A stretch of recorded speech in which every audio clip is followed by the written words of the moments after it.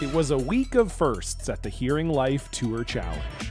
The first Grand Slam of Curling event in Charlottetown, Prince Edward Island. The first Tour Challenge victory for 3 of the 4 winners. And the first Grand Slam under the direction of the curling group. Every game of every day was streamed. The Rock Shop was launched. And perhaps most importantly, Mattia Giovanella was crowned the first ever Grand Slam of Karaoke champion. Known as the birthplace of Confederation, 64 curling teams descended on the beautiful, sloping shores of Charlottetown, who welcomed the curling community with open arms, and it's where Kerri Einarson got her swagger back, relying on her alternate Kristen Karwacki and a spare in Dawn McEwen to lift her first Grand Slam trophy since 2022. They played Rachel Homan in the final, and between them, the 2 skips are responsible for the last 5 Scotties championships and are no stranger to a big game. But it was Einarson who triumphed and won her first Tier 1 Tour Challenge title 9 years after winning the Tier 2 event. Bruce Mouat said during the event that Charlottetown reminded him of his native Scotland.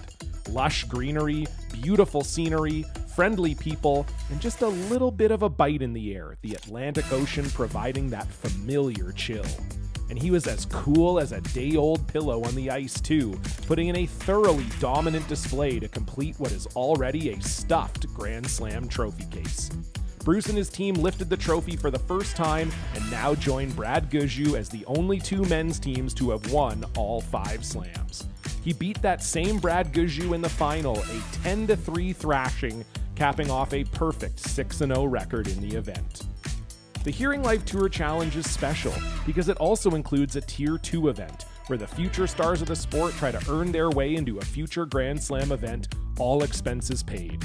Japan's Sayaka Yoshimura found herself in the final against Halifax's Christina Black. Sitting 100 points out of the slam picture, this was truly a must-win game for the team from Nova Scotia.